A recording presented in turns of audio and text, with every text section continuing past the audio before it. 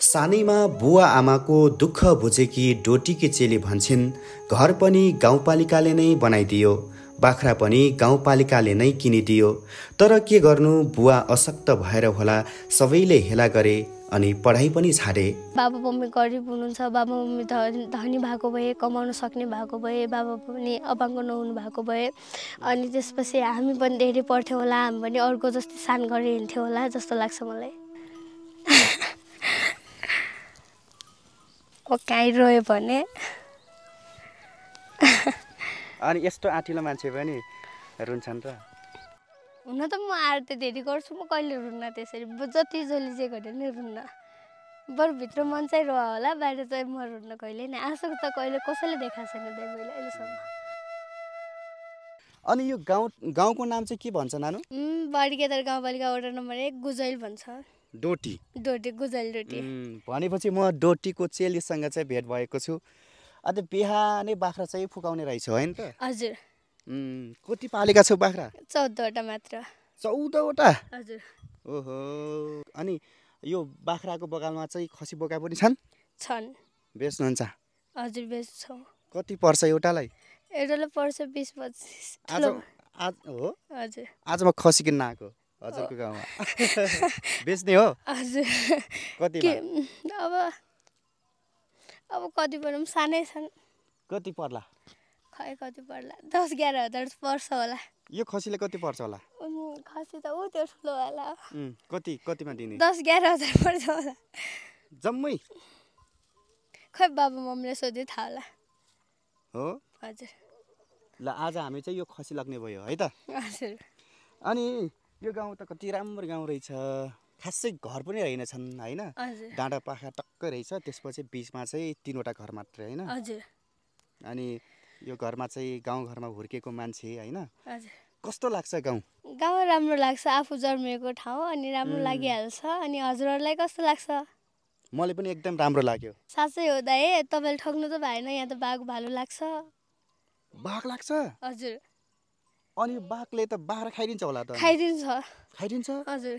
ओहो। घरमै आक्रमण गर्न आउँछ बाघ त। ओहो, मलाई चाहिँ डर लाग्यो हो। हो? लास्टै। अनि बाघ आएपछि के गर्ने त अनि? अहिले आउँदैन दाइ, आजभोलि कतातिर गएको छ। अनि मम्मी बुवाहरू चाहिँ के गर्नुहुन्छ, कहाँ जानु भएको छ अहिले? मम्मी बाबा चाहिँ घरमै हुनुहुन्छ, अब त्यस्तै किसानी काम गर्नुहुन्छ। हजुर। जस्तो यो घर पनि हजुरहरूकै घर होइन? हजुर आफ्नै घर। अनि सानो घरमा चाहिँ ठुलो मन भएको नानी भेटायौँ हामीले। हजुर। यो घर चाहिँ कहिले बनाउनु भएको? घर चाहिँ 1 वर्ष हुन लाग्यो घर चाहिँ बनाएको। अनि त्यसपछि त्यो घर पनि त्यो टिनहरू गाउँपालिकाबाट दिनुभएको, अनि त्यो पैसाहरू पनि गाउँपालिकाबाट दिनुभएको घर बनाउनुको लागि। अनि त्यसपछि दाइहरूले अनि एउटा दाइ हुनुहुन्थ्यो, अनि उहाँले चाहिँ चिनिदिनु भएको। अब गाउँपालिकैबाट दिनुभएको सबै कुरा।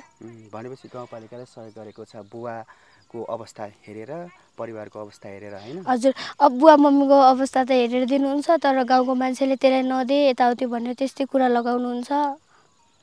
अनि त्यो हुनाले कुनै कुरामा त बाबालाई कमी नै होला सायद। बहिनीको रुचि चाहना चाहिँ के हो नि सानैदेखिको? पढेर ठुलो मान्छे बन्ने सपना थियो, अब सपना पुरा हुन सकेन। घरको आर्थिक अवस्थाले पढाइ त छोडिहालेँ। अब गायक बन्छु अनि बाबा मम्मीलाई खुसी राख्छु भन्थेँ। अब गाउँघरमा त्यस्तो सङ्गीत क्लास पनि छैन, अनि त्यही पनि हल्का हल्का प्रयास चाहिँ गर्छु। यस्तो बाख्रा गोठाला जाँदाखेरि गाउने गर्छु। गीत सुनाऊ है।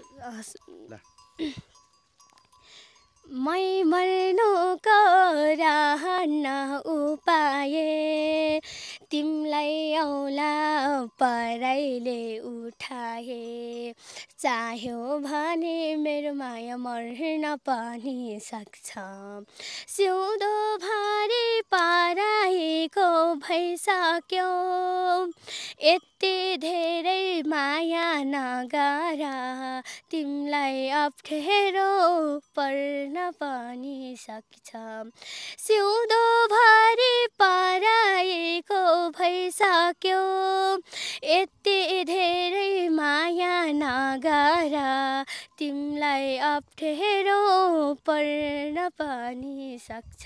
हजुर। तिमीलाई अप्ठ्यारो पर्न पनि सक्छ। हजुर। कति वर्ष पुग्नुभयो? 15। 15 वर्ष पनि माया प्रीति गीत गाउने हो त?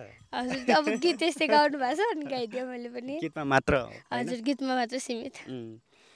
अब यो यति धेरै बाख्रा पाल्नु भएको छ नि, यो बाख्रा चाहिँ कहाँबाट किन्नुभयो? घरमै उत्पादन भएको हो कि होइन, कि कोहीबाट ल्याउनु भएको? अब गाउँपालिकादेखि बाबाले 4वटा बाख्रा मिलेको थियो अनि घरमै चाहिँ गाउँपालिकाबाट? हजुर गाउँपालिकादेखि मिल्यो अनि त्यसपछि घरमा चाहिँ 1-2वटा बाख्रा थियो अनि कस्तो आर्थिक विपन्न परिवार भनेर हो कि कस्तो? हजुर आर्थिक विपन्न परिवार भनेर हो। अब गरिब यताउति के गर्न सक्नुहुन्न, बाबा पनि अपाङ्ग हुनुहुन्छ। बाबाले एउटा आँखा देख्नुहुन्न। के भएको? बाबाको आँखा सानो, खै दाइ त्यति थाहा भएन, सानो छँदाखेरि दाजुरा पऱ्यो आँखामा खै अनि आँखा उभा। दर्शकवृन्द, म डोटी आइसकेपछि बाख्रा चराउँदै गरेकी एकजना चेली जोसँग म कुराकानी अगाडि बढाएँ। बहिनीले कुरा गर्ने क्रममा चाहिँ अलिक भावुक हुनुभयो, जसले चाहिँ 6 कक्षा पढ्दा पढ्दै छोड्नुभयो घरको आर्थिक अवस्थाकै कारणले। त्यसपछि गायक बन्ने ठुलो सपना थियो, जसले चाहिँ गायक बनेर बुवा आमालाई खुसी दिने सपना थियो, त्यो पनि अधुरो जस्तै भएको छ। यो गाउँमा सङ्गीत क्लास छैन, गीत सिक्नको लागि गाउनको लागि हातमा मोबाइल छैन। त्यही भएर पनि यो पछाडि यो ग्रामीण इलाकामा चाहिँ लुकेर बसिरहेको र हरेक सपना बुनेर बसिरहेकी चेलीसँग आज हामी विशेष कुराकानी गरेका छौँ। सँगै बहिनीलाई धेरैजनाले माया गरिदिनु होला, हामी धेरै टाढाबाट आएका छौँ।